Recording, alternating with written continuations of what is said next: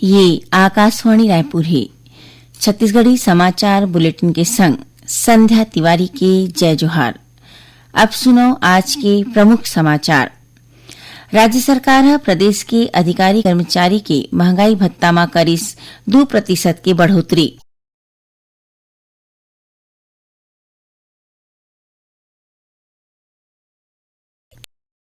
अधिकार अधिनियम के तहत निजी स्कूल में प्रवेश बर आज तीसर चरण के लॉटरी में 1005 छात्र मन के होइस चुनाई।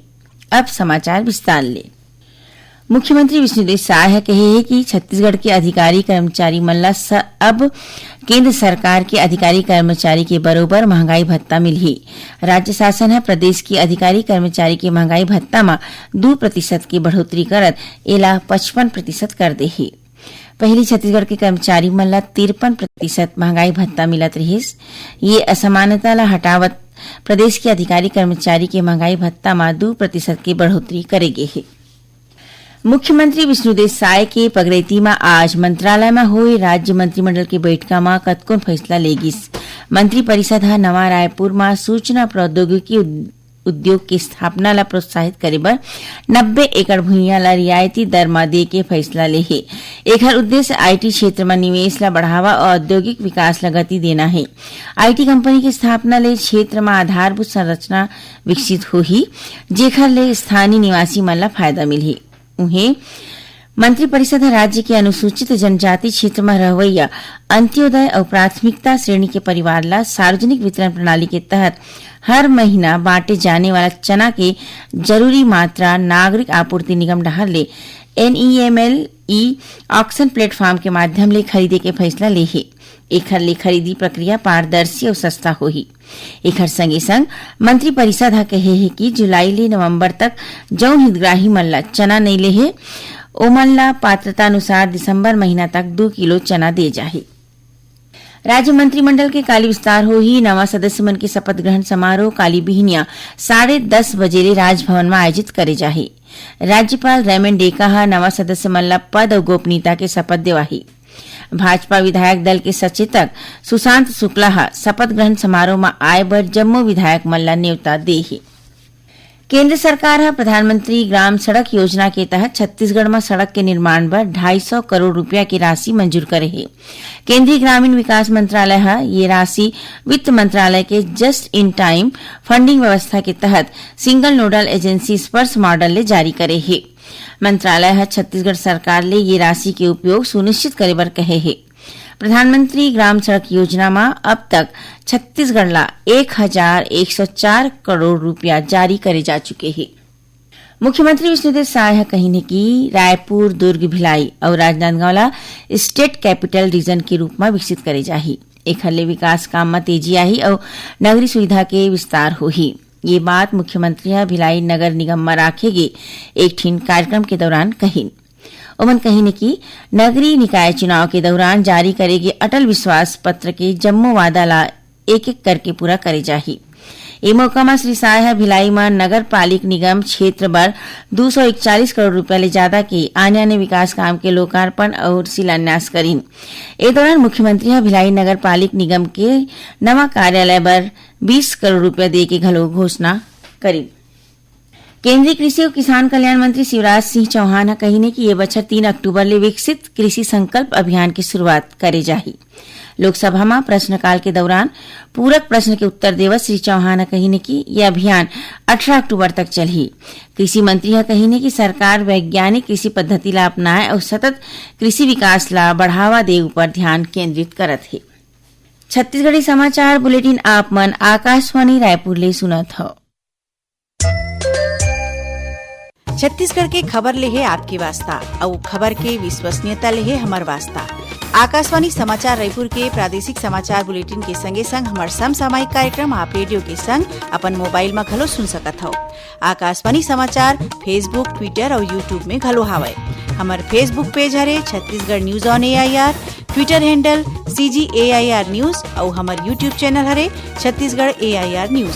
तो अब रेडियो के संगे संग आपके मोबाइल के माध्यम ले हम आप तक पहुंचत हन। छत्तीसगढ़ के हर खबर पर सुनत रहो आकाशवाणी समाचार। अब आगू बाढ़बो बाँचे समाचार कोती।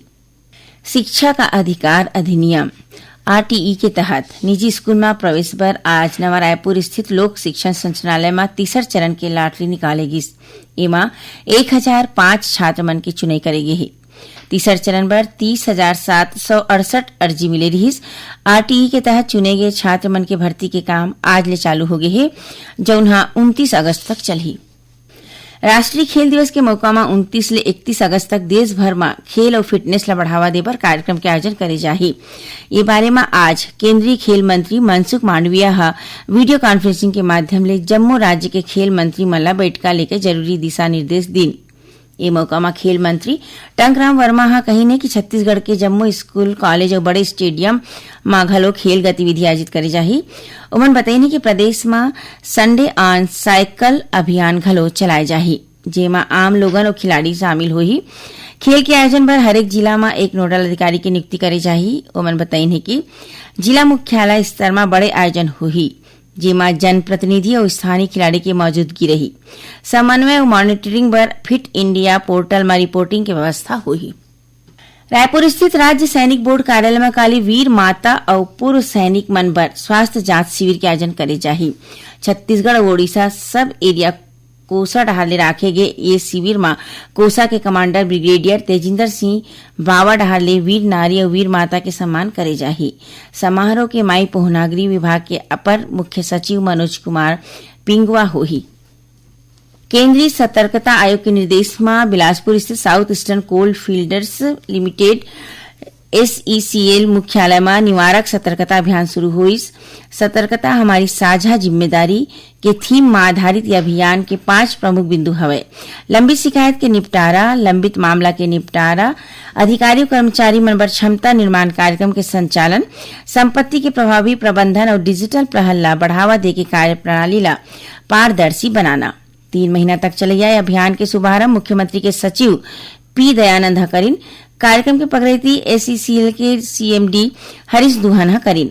ये मौका में माई पहुना P दयानंद कहीने की सार्वजनिक क्षेत्र में पारदर्शिता जरूरी है। ऐसा आयोजन ले सतर्कता और पारदर्शी ला बढ़ावा देथे।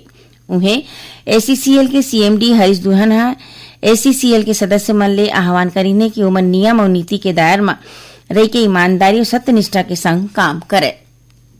स्वतंत्रता दिवस के मौका में उत्तर अमेरिका में राखे गए भारत दिवस परेड में छत्तीसगढ़ अपन विशिष्ट सांस्कृतिक, औद्योगिक और जनजाति धरोहर के प्रदर्शन करीन। नॉर्थ अमेरिका छत्तीसगढ़ एसोसिएशन नाचा के अगुवाई में सिएटल, टोरंटो और कैलिफोर्निया बे एरिया में प्रवासी छत्तीसगढ़ी परिवार अपन परंपरा ला जीवंत राखत भारत के राष्ट्रीय गौरव ला साझा करीन। सिएटल में नाचा वाशिंगटन चैप्टर के अध्यक्ष नमिता खंडेलवाल के अगुवाई में परेड के आयोजन हुई।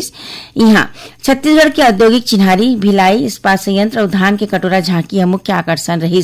उन्हें टोरंटो में राखे गए परेड के संचालन कनाडा चैप्टर के अध्यक्ष पंकज अग्रवाल करीन। यहाँ पुरुष मन धोती कुर्ता, गमछा और गौर मुकुट पहन के बस्तर के परंपरा ला दिखाई। कैलिफोर्निया बे एरिया में नाचा के अध्यक्ष पूजा महतो के अगुवाई में राखे गए कार्यक्रम में प्रवासी परिवार मन गीत, नृत्य और सांस्कृतिक प्रस्तुति के माध्यम ले छत्तीसगढ़ी परंपरा प्रदर्शन करी। Old listeners group of Chhattisgarh Kali radio श्रोता दिवस मनाही।